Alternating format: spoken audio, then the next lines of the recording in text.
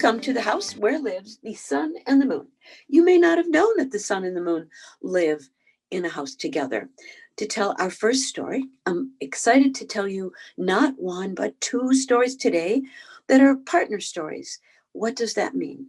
That means they relate so well to each other, they can work off of each other, and I I can show you how to make puppets of both of them. But I thought I'd start, and they also have somewhat of a similar message.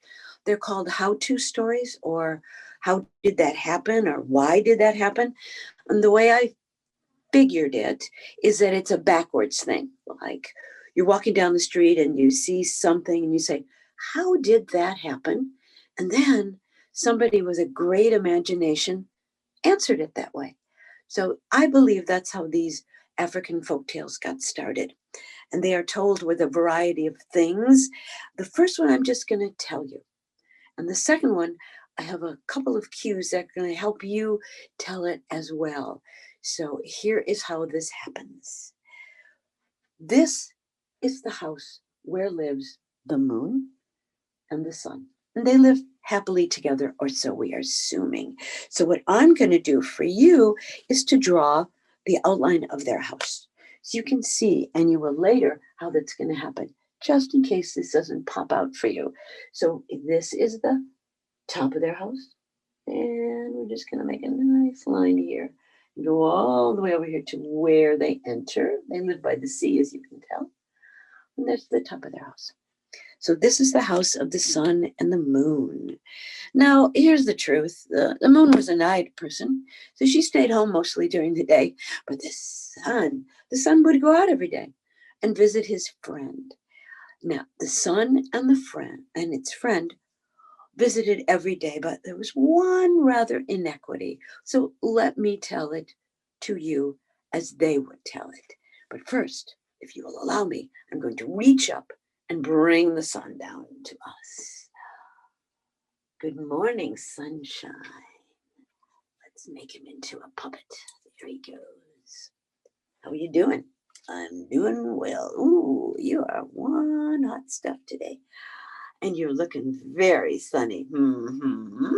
Well, the sun had a very good friend, and the friend's name was Water.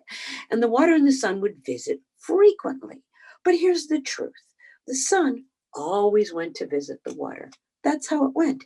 Every morning, the sun would rise up from bed and go and visit his friend, the water. And they would talk, and the water would tell him all of its stories. It would talk about who lived inside and how very big he was. And then after the day passed, the sun would go home to his wife, the moon. And that's how it was.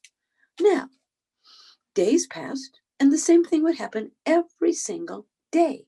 The sun would rise up and go and visit his friend, the water.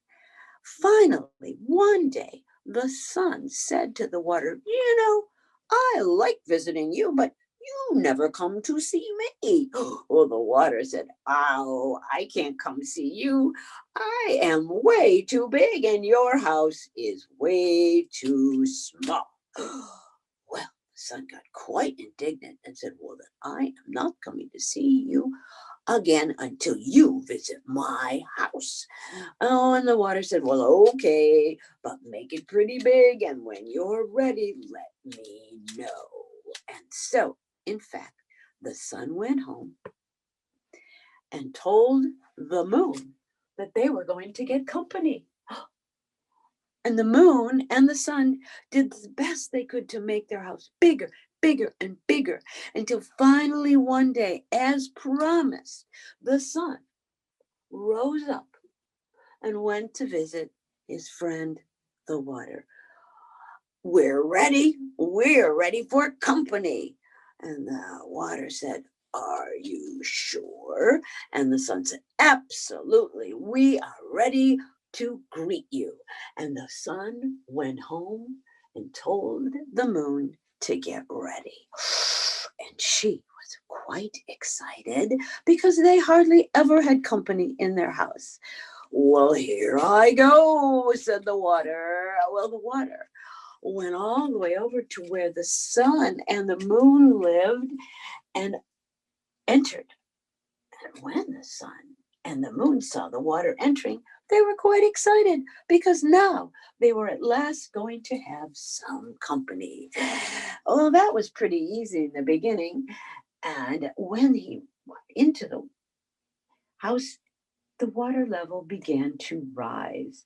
Are you ready for some more company? And the sun and the moon said, we're ready. And so the water invited some more of its friends in. The first ones to come into the sun and moon's house were the fish.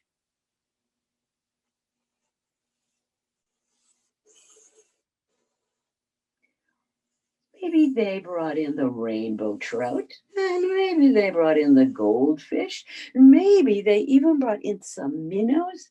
And every time a fish swam in, the water would rise just a little more. Well, for now it was okay, but then the water said, all right, you still have room? And the sun and the moon assured him that they did. And so the water called into more of his friends. Come on in. So who should come next but other sea creatures? Maybe the sun and the moon were a little surprised to see the stars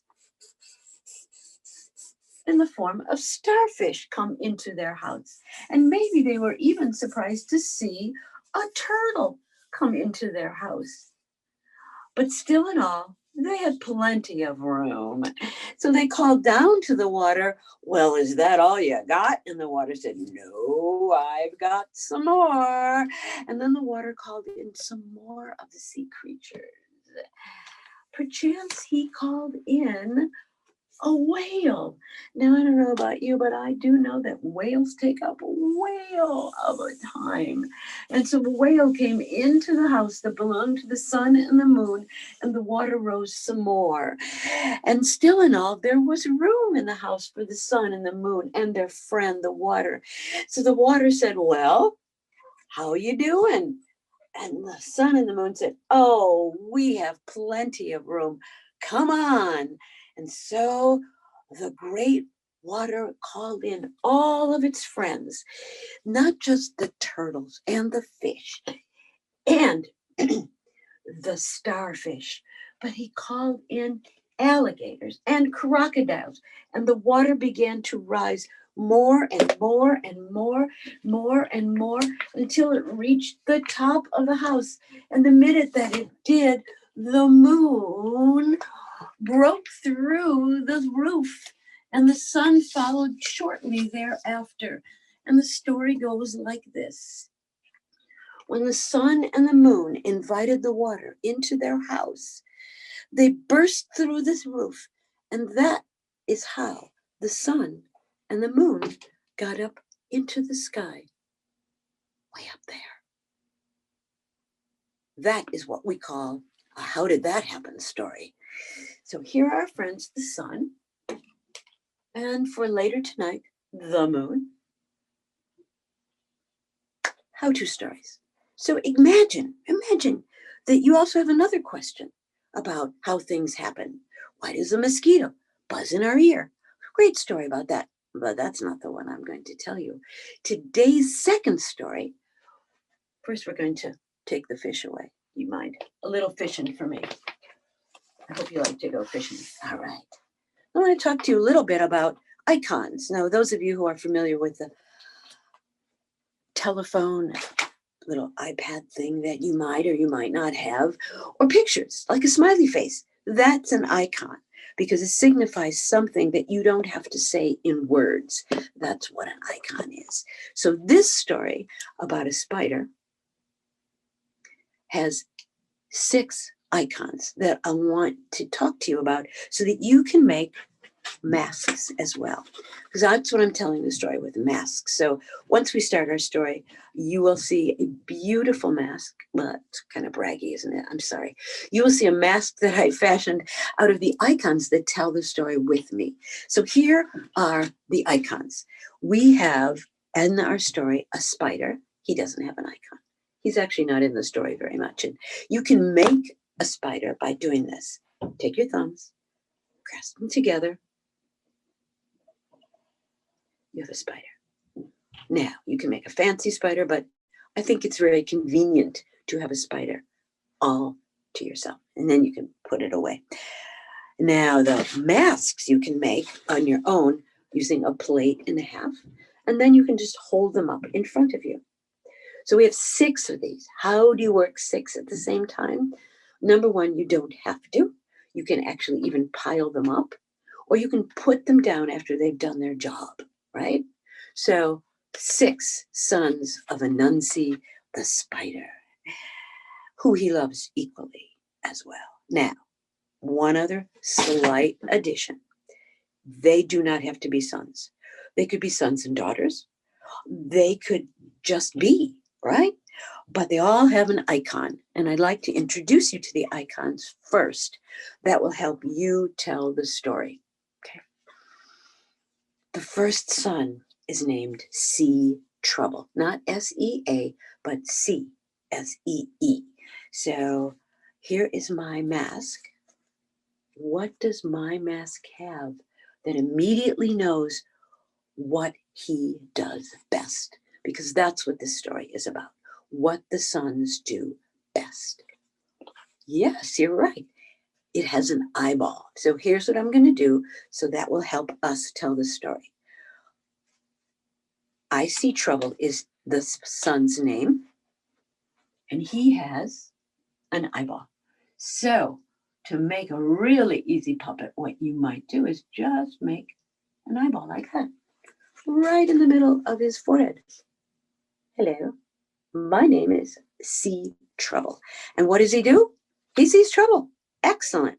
All right, the second son of Anansi the spider is called Road Builder. And what does he do? As his name implies, he builds roads. Excellent. All right, what does we have for him? Now, some people use sticks and some people use straw. That's another story too, but we have bricks. Road Builder. So if you want to make a puppet that has a brick on it, there you go. Easy enough, right? I knew you'd agree. So we have Sea Trouble. We have Road Builder. And they get along really well, so I'm going to hold them up together. But the third one, and he kind of relates to our last story too. He is called River Drinker. So what does he have? What is his icon? What is his visual clue? Exactly, water. So here we go.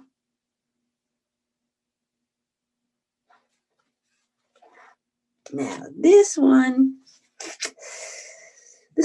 we don't do very much because usually it's done by people that prepare our food.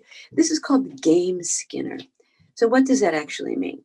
Let's pretend that you are a hunter and you had to go out and get your own dinner. That would mean from the forest. Well, this is what you do. You get the animal that you're going to have for dinner, unless you're a vegetarian, but even that, because when you peel carrots, you're like a game skinner. Only that's kind of stretching our imagination, but I can do that, right? So game skinner does exactly that. He takes the skin off of things, even fish. So what I've had for him, you can see, is skin, like a reptile skin. So you can do whatever it is that would signify to you. He also has, if you note, that would be the blade that he uses to skin the game. Now, the fifth son of Anansi is called Spear Thrower, and he, throws spears. Now, all of this is put together in a story that's going to be happily ended with my last, almost favorite son. So what does Spear Thrower do? He throws spears. So this could be a blade, and the spear is like that, or an arrow, either one. Last, and certainly not least, is our sixth son of Anansi the spider, and his name is Cushion. Isn't he soft and cuddly? I think that's why he's my favorite. Mhm. So he's Cushion. So I'm just going to draw something round and fluffy. Just make a little shadow here to make him look fluffy. Okay, cool. All right. Now, are we ready to tell this story? We have 6 sons of Anansi. I'm going to pile them up in the order they are needed. So all I have to do is reach down and get them. That's what I always recommend to I have to put them in the right order. In the right order. And if one of them comes upside down and you think I'm standing on my head, we're going to take it from there. All right. So this is a story that has a very similar end. I think you will understand the minute you hear it. Once there was a king of all kings, and his name was Anansi. Now, Anansi could take many shapes, but the shape he was most fond of, because then he could go visit all in his kingdom, was the shape of a spider. So one day, Anansi the spider went for a walk to visit all that were in his kingdom. Anansi, as wise as he was, got lost and fell into a deep, deep, deep, deep well, a water well. Now, when he did not come back for 3 days and 3 nights, or maybe it was 5 days and 5 nights, or maybe 6 days and 6 nights, his sons began to worry. Now they gathered together, and number 1 son, who could see as far could be, said, "I'll find father." And so he did. And he looked and he saw that his father was in trouble. And so I See Trouble said to his brothers, "Father is in trouble. We must go find him. He's deep into the forest." And he fell down into a well. And so number 1 son found father, and number 2 son, road builder, said, "We can't get through this brush, so I will build us a road." And he did. He dug and dug and dug until all 6 sons of Anansi the spider could walk and find their father. And when they got to the well that he had fallen into, River Drinker said, "Oh, father is in the bottom of the well, but not to worry, for I will drink all the water." And he did.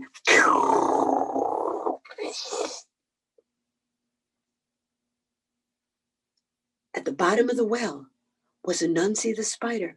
Oh, but what? He'd been swallowed by a huge fish.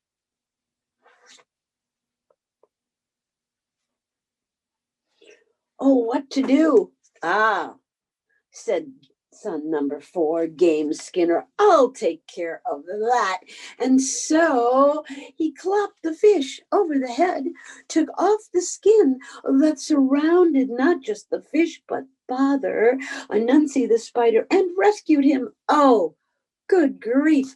Number 4 son, Game Skinner, had liberated his father from the fish. Oh dear. Just as they were celebrating, down swooped a bird, picked up Anansi the spider, and began to fly away. Oh, no, no. But not to worry, because son number 5, Spear Thrower, took up his spear and tossed it into the air, whoosh, and knocked the bird, who immediately dropped Anansi, who was floating through the sky. "Oh, no, no, father is going to crash." "Not so," said Cushion, who lay down on the ground and carefully rescued Anansi the spider, their father. And so there was great celebration. All 6 sons of Anansi the spider had joined together in community and saved their father.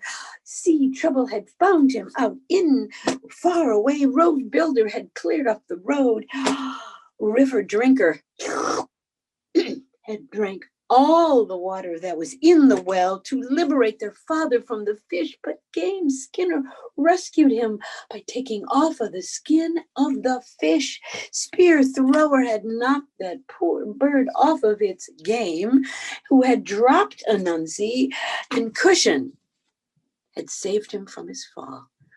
Father was so grateful that he wanted to give a reward to his son. But Father made one mistake, which is hard to say to a king. He said, I would like to give a reward to whoever saved me. So he thought and thought and thought, and said the best thing to do would be to ask them. And I do not have to tell you, my wise audience, what they said. Cushion said, I saved him from his fall. I deserve the reward. Spearsthrower said, but I knocked the bird right out of the sky and I deserve the award. Game Skinner said, no, no, no. Without me, he would have never gotten out of the fish. River Drinker said, without me, he never would have been rescued from the water. Needless to say, Road Builder said, oh no, we never could have gotten to Father without my skill. But I See Trouble stuck to his great vision and said, I found him in the first place. And so they argued back and forth. I did. Anansi had such a headache that he went for a walk in the woods. And there in the woods, he found a beautiful, shining object laying on the ground. And he picked it up and he asked his sons one more time, who saved me? And they all continued their useless arguing. I did. And so Father listened carefully and decided to do what almost anybody would do if they had such a gift. He decided to wait until they could figure out how, in fact, it happened. And I happen to know this is what it was. Father took that beautiful, beautiful, shiny object and put it way up into the sky. And some days when we just about think we are settling all of our arguments, we are big and bold and bright, and sometimes it seems to almost disappear. That's how the moon got in the sky, perchance. I wish you many sunny days. I wish you beautiful moonshine shining down upon you, no matter its shape, when it's smiling like a crescent or when it's full and brilliant, just like you. I hope your day is good, and that's the end.